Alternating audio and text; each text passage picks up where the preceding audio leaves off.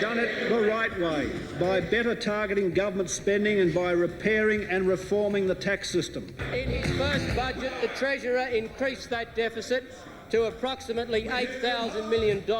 It's a good budget and it's got a good reception. Some people used to call it cooking the books. So as you can see, it's been a pretty busy week here in Canberra, what with the budget and everything, and I can just imagine those thousands of public servants working things out in their offices, trying to balance the budget.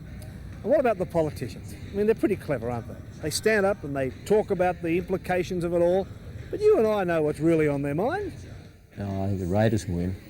Why do you say that? Well, their form last weekend against South was just dazzling. I think they'll win.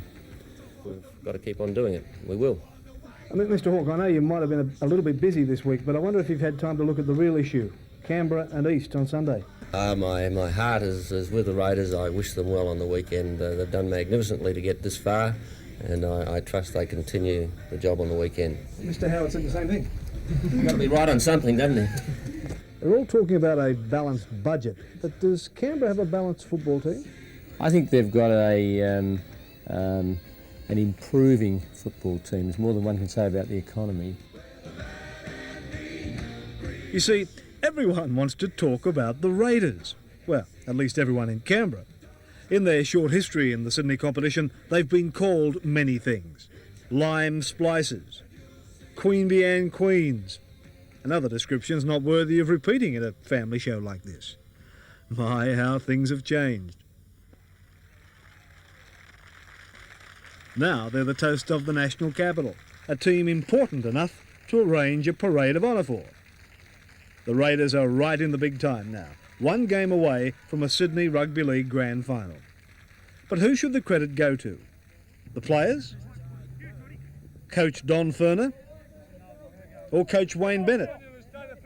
Probably all three, but the question of who is actually coaching the Raiders is being asked more and more. I guess I've got to ask you, who is the coach here? Better ask Don. He might say to ask you.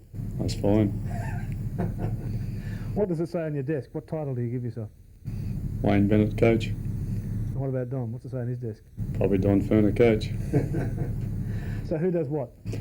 Well, I've been pretty low-key about it all, and I'm not going to change now. I've got a job to do. I know what I'm doing, and I'm not concerned who gets the credit as long as we get the job done.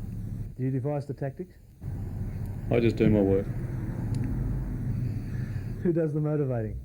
I just do my job. My job is to make the Raiders win well, and I know that I'm probably the boss and I've got the last say, but it never ever got to that. We'd discuss it, Wayne and I, and he'd go on and he'd be the mouthpiece, but I'd be saying little things in the background and everything, but we've worked really well and we've never had any hassles about it. Watching the two men operate at training doesn't give you any more clues. Bennett seems to do most of the talking. But Ferner is there watching every move. And the players don't help solve the problem either. We listen to both of them. There's no secret with the players that there are two coaches. But Don deals mainly with the forwards and Wayne with the backs. And the pre-match talk is, from both guys. And there's no secret that we listen to both coaches. Is it difficult to work with two coaches?